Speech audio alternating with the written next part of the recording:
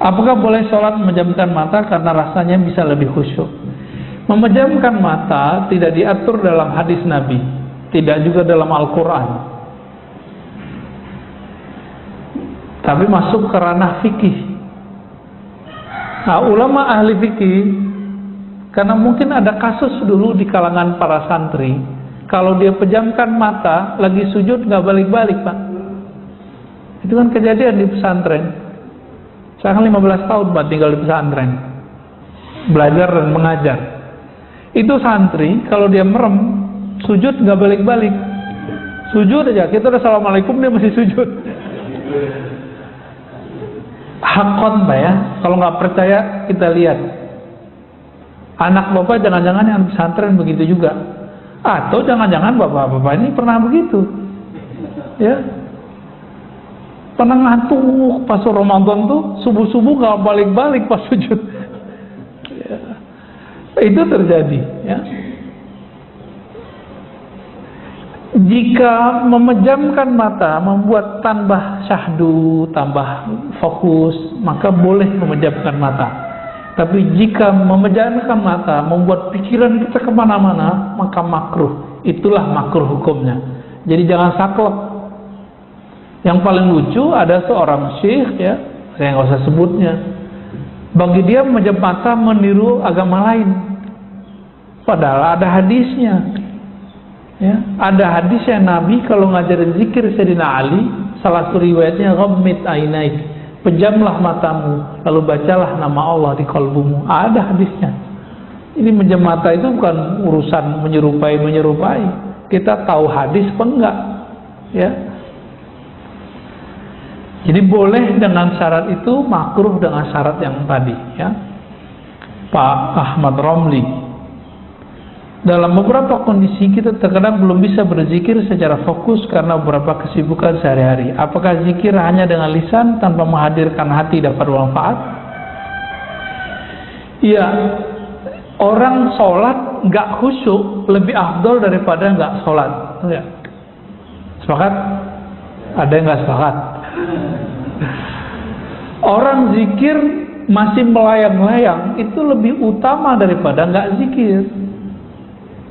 Nah, Ibnu Athaillah itu berkali-kali, ya, mengatakan, tetaplah zikir meskipun kamu masih lalai di qalbumu, karena siapa tahu nanti Allah akan turunkan kalimah di lisanmu jatuh ke dalam qalbumu. Kalau sudah jatuh ke qalbumu, Allah angkat derajatmu. Dari masuk ke qalbu, nanti Allah buat kita yaqzah, sadar hadir. Dibaca ini yang punya nama hadir terasa dalam diri kita. Begitu terus naik. Itu beliau ingatkan. Bagi Allah semuanya mudah, ya. Bagi kita yang susah karena kita mikirin pakai ini. Jalan aja Pak zikir. Cuma mesti berguru, ya. Kalau nggak berguru saya nggak jamin bener Pak. Takutnya setan nanti yang membimbing. Kita baca Fatihah aja ada gurunya. Baca Iqra ada gurunya nggak? Tilawati, qiraati. Nanti tamyiz ini terjemahan sama ustadz kita nanti ada gurunya. Masa untuk urusan alam rohani gak ada gurunya? Sombong amat. Ini yang paling lucu, paling repot. Udah kiai, udah profesor di kampus, kiai di pesantren, nggak mau punya mursyid. Bagi dia cukup saya baca kitab. Sombong ente, ya. Imam Ghazali selevel Imam Ghazali itu masih butuh mursyid Pak. Siapa nama mursyidnya? Abu Ali Al-Farmadi, untuk mengajarkan beliau cara berzikir kepada Allah. Padahal teknik zikir dia tahu semua. Cuma teknik ini dia nggak tahu porsinya gimana, bagaimana cara penerapannya. Ketika ketemu Imam Abu Ali Al-Farmadi baru dia tahu caranya. 10 tahun dia berlatih dengan Imam Abu Ali Al-Farmadi. Selevel Ghazali loh. Siapa hari ini profesor yang sehebat Ghazali? Ya. Kata orang kan saya doktor nih, karena didaulat di kampus jadi doktor, diresmikan.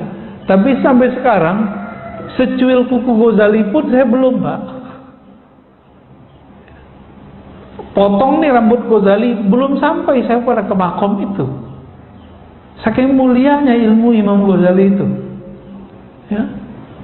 Sampai hari ini orang banyak su'ul adab kepada beliau, cuma karena Imam Ghazali itu menukil beberapa hadis yang dhaif dan tidak sahih dalam Ihya, itu Imam Ghazali dikecengin. Ya, berani Pak, anak-anak muda baru tamat S1, baru gelar LC, SAG, sarjana alam gaib, ya. LC langsung ceramah, MA, doktor mending. Itu berani hari ini ngata-ngatain seorang Imam Ghazali. Dia nggak ngaca dia cuma ngikutin kata seorang fulan yang meneliti kitab Ghazali, dia kemudian ikut mengata-ngatai Imam Ghazali. Dia sendiri nggak meneliti kok. Saya 2006 masih S1 itu meneliti kitab Imam Ghazali itu. Ternyata nggak seperti yang diceritakan orang. Pas dia teliti, nggak nyampe 100 hadis palsunya, nggak nyampe 50 bahkan, ada sumbernya semua. Cuma si pengarang-pengarang setelah beliau nggak ketemu riwayat itu, ketemulah 300 hadis tidak ada sumber. Pengarang Imam Iraqi, Imam Subki, tapi belakangan kan enggak. Ya. Jadi tetap zikir lisan meskipun tidak hadir hatinya. Coba cari guru nanti bimbing antum insyaallah. Terakhir, apakah masuk surga, masuk neraka itu takdir mubram? Mubram itu takdir yang tidak bisa dirubah. Enggak. Masuk surga, masuk neraka itu takdir mu'allaq, masih digantung oleh Allah, kehendak Allah. Tapi ingat, Allah punya hak yang unlimited, namanya jaiz. Kita kalau belajar sifat Allah, ada yang wajib, ada yang mustahil, ada satu lagi Pak, jaiz. Jaiz ini meliputi semua nama-nama dan sifat Allah. Jadi Allah tidak ada yang boleh mensetirnya. Allah itu bebas. Nah, makanya dikatakan dalam hadis yang Ibnu Mas'ud, ada orang beramal seperti amal ahli surga, tapi telah ditetapkan di sisi Allah dia beramal dengan ahli neraka, mati masuk neraka. Ibnu Daqiq Al-Id menemukan apa sebabnya, urusan kolbu. Jadi dia taat baru di zahirnya, belum taat sampai ke dalam kolbunya. Pertanyaan ya yang Ustadz izin bertanya, bagaimana dari Bu Dewi Yespita, bagaimana cara melawan rasa ngantuk yang sangat kuat saat tahajud walaupun sudah berwudu berulang kali? Gimana nih? Tidurnya lebih awal. Betul, tidurnya lebih awal, itu satu. Yang kedua, kurangi karbo. Karena karbo itu isinya gula. Kalau dalam tubuh ini banyak gula, glukosa, kita bawaannya tidur terus. Coba mulai konsumsi sehat. Indonesia termasuk nomor 1 pada nomor 2 terbesar di dunia penyakit gula. Karena karbo Pak.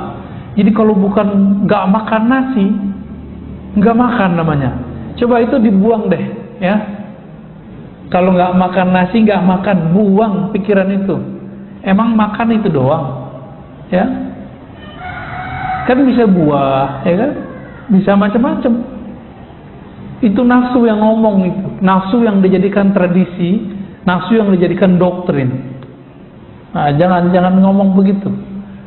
Roti juga hati-hati loh Pak, ya. Roti karbo tuh, jangan banyak-banyak, dikit aja. Dan yang ketiga, hindari maksiat batin. Maksiat batin paling bahaya. Sombong, emosional. Nah, pengalaman saya, kalau saya emosi Pak siangnya, malamnya pasti telat bangun. Udah mepet-mepet ke subuh baru bangun. Itu berarti siangnya saya marahin anak saya, atau marahin istri saya Pak. Atau kesel sama tetangga mana gitu ya, atau kita jalan dibela orang, kita balas ngebela orang, itu ngefek semua. Bukan masalah ngebelnya, tapi di sininya nggak beres. Karena di sini nggak beres, ruh kita kelelahan. Karena dia kelelahan, jiwa kita juga kecapean, dia butuh rehat, tidurnya jadi panjang. Maka kalau ngantuk, tidur aja, jangan dipaksain tahajud. Nanti pas ruku baca Fatihah lagi ya. Jadi cukup, jadi kalau yang begini nih, Bu Dewi Yespita dan mungkin teman-teman sebagian, sholat witir dulu sebelum tidur, sampai nanti sudah jadi habit, baru nanti dipindahin ke akhir malam jadi tahajud. Ya, agama kita nggak saklek kok, fleksibel. Khawatir nih nggak bisa witir sebelum tidur, udah habis isya setelah salat sunat langsung witir, boleh. Salah satu guru saya namanya Syekh Ahmad Darwis, ahli hadis, habis isya dia langsung witir. Tapi isyanya lama pak, dia isya itu baca Quran 2 juz, 3 juz, kadang 5 juz. Langsung pada keok semua ya. Jadi saya nungguin gitu, udah 3 juz nggak selesai beliau. Ya, kalau kita juz Al-Fuqat ada 1 juz tuh. Juz apa lagi? Juz mangga gitu ya.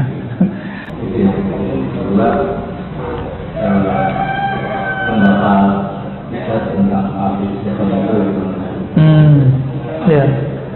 Ini pertanyaannya berat ini ya. Wali tidak mengetahui kecuali wali. Ini kita bagi dulu pak. Jadi wali itu boleh dibagi 3 dalam hal dikenal atau tidak dikenal. Pertama, paling rendah, wali yang dia tidak tahu kalau dirinya wali. Inilah perdebatan Imam Ibnu Furaq dengan Qushairi, muridnya. Muridnya ternyata lebih tinggi daripada dia, karena muridnya bertasawuf. Karena untuk mencapai mukhalafatun nafs itu butuh seorang guru. Imam Qushairi punya mentor, guru, mursyid yang membantu dia untuk melatih jiwanya. Gitu. Ibnu Furaq ngotot, wali nggak tahu dirinya wali. Itu maksudnya dia sendiri. Dia nggak tahu kalau dirinya adalah seorang wali. Qushairi ngotot, bukan wahai Tuan Guru, wali tahu dirinya wali. Itu dirinya sendiri juga. Ya. Insya Allah canggih amat di print segala ya. Baik. Yang kedua, wali yang sesama wali saling mengetahui. Itu yang antum tanyain tadi. Jadi sesama wali tahu, sesama jawara tahu ini jawara nih bukan ya.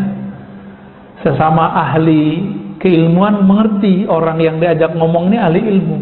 Gitu. Maka wali juga sama. Wali ini kan ukurannya bukan pada penampilan, tapi pada ma'rifatullah. Dia kenal Allah seberapa. Karena wali itu diartikan kekasih Allah. Ya, kalau bahasa ininya pacarnya Allah, kita kira begitulah. Tapi kan Allah nggak pacaran, Pak. Ini bahasa biar mudah aja ya. Orang kalau udah sayang dengan sesuatu, dia akan mengenal seluk-beluknya.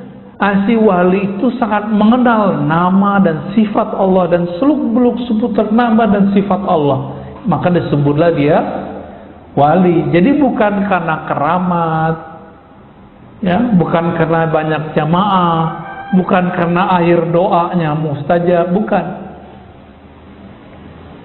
Tapi karena dia mengenal nama dan sifat Allah Subhanahu wa ta'ala.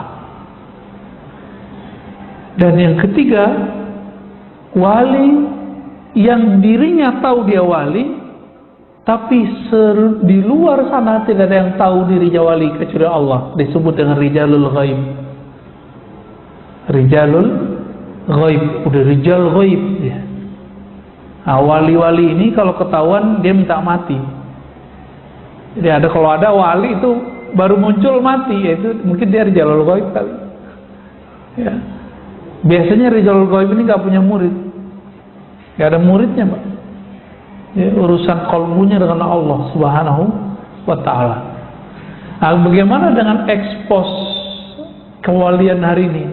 Nggak ada ekspos kewalian, ya, ya nggak ada.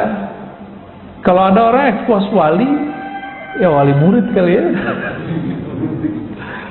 Yang ada itu orang mengekspos keramat, mengekspos gaya-gaya kewalian. Bukan, wali gimana mau eksposnya? Wali itu urusan hamba dengan Allah. Maka eksposnya hanya bisa kepada orang-orang yang mengenal Allah. Emang di YouTube siapa yang mengerti ini wali nggak wali? Yang nonton YouTube macam-macam, ya. Mau ada 1000 orang bilang, oh kita ini wali. Kalau Allah bilang enggak masuk. Walaupun ada 1 biliar orang tidak mengatakan kita wali, tapi Allah bilang, kamu waliku, jadi wali, Pak. Jadi itu bukan urusan jamaah. Dan wali tidak pernah diangkat oleh jamaah, Pak. Kecuali wali murid, ya. Wali kelas, itu SK-nya dari kepala sekolah tuh, wali kota, ya. Wali apa lagi, Pak? Wali santri, sama ya. Wali nikah, wah asik juga tuh. Baik. Bagaimana dengan Habib Syekhon ya? Habib Syekhon itu, nah, jadi teman-teman, wali ini ada yang mencapai kewaliannya dengan cara suluk, thariqah. Berlatih, Allah angkat. Ini suluk namanya. Nah, orang begini biasanya jadi kiai mursyid. Tidak semua mursyid wali loh, Pak ya. Kalau Habib Syekhon itu masuknya ke majzub. Nah, itu thariqah kedua. Jadi diangkat jadi wali karena Allah yang mengambilnya. Jadi dia ditarik, maka disebut majzub. Nyampe di Jawa majdub, ya, yang benar majzub, ya, pakai za, ditarik oleh Allah. Nah, orang-orang majzub ini setiap saat Allah memandang kalbunya dengan cinta, dan orang ini kalau sudah begitu maka muncullah kegirangan di kalbunya. Di saat itulah terjadi keanehan-keanehan. Tergantung nanti karakter nasiahnya gimana dulu. Barangkali Habib Syekhon masuk sana. Jadi jangan antum bilang beliau Habib gila, jangan. Itu buruk adab tuh. Yang bilang dia gila, saya khawatir ntar keturunannya ada gila. Karena menyakiti seorang wali. Hati-hati ya. Itu Habib Syekhon. Sama dengan Habib Ja'far Allahyarham, sudah meninggal, Al-Kaf ya. Benar, Al-Kaf ya. Itu sama masuk ke sana tuh. Dikasih panggung lagi sama teman-teman kita santri ya. Itu nggak jelas tuh, Fatihah, itu aja nggak jelas. Tapi bagi dia tuh jelas, bagi kita nggak jelas. Kalau datang sadar biasanya dia ngomong kayak orang biasa. Nah, ini namanya ahwal. Jadi ahwalnya kalau datang, ahwal itu artinya kondisi-kondisi rohani yang dia tidak bisa nahan. Kalau Wan Sehon apa yang terjadi pada beliau? Nyoret-nyoret, Pak. Yang biasa dicoret mobil, tuh orang-orang yang cinta sama mobilnya dicoret-coret mobilnya sama dia. Ya kan? Ada yang dicoret bajunya, berarti orang ini suka atribut. Jadi ada organisasi tertentu datang ke beliau, sowan. Dicoret, Pak, simbol-simbolnya. Karena beliau tahu berhala di dalam kolbu orang ini adalah simbol-simbol itu. Ada yang berhalakan tadi apa? Mobil. Ada yang rumah. Rumahnya pada dicoret-coret sama dia. Nah, itu kalau Habib Syekhon lagi datang ahwalnya. Ahwal itu nggak selalu buruk, ada yang baik. Ada saya ketemu wali, kalau datang ahwalnya ini belanja mulu. Kalau dia nggak begitu, Pak, bisa gawat ya. Kalamnya nanti bisa kemana-mana. Ada yang diem aja ya. Kalau datang ahwal dikunci pintu dia diem aja. Ada juga yang begitu. Ya wallahu taala alam. Nah, kita meminta kepada Allah, semoga kita yang hadir pagi ini, yang mengikuti kajian ini, baik dekat ataupun jauh, termasuk orang-orang yang mampu mengendalikan hawa nafsu kita dan mendapatkan rahmat dari Allah. Pendosakah kita, taatkah kita, semoga rahmat itu selalu bersamai. Amin ya rabbal alamin. Wa sallallahu ala nabiyina Muhammad, subhanakallahumma wa bihamdika, asyhadu an la ilaha illa anta, astaghfiruka wa atubu ilaik. Wa sallallahu ala nabiyina Muhammad walhamdulillahi rabbil alamin. Assalamu alaikum warahmatullahi wabarakatuh.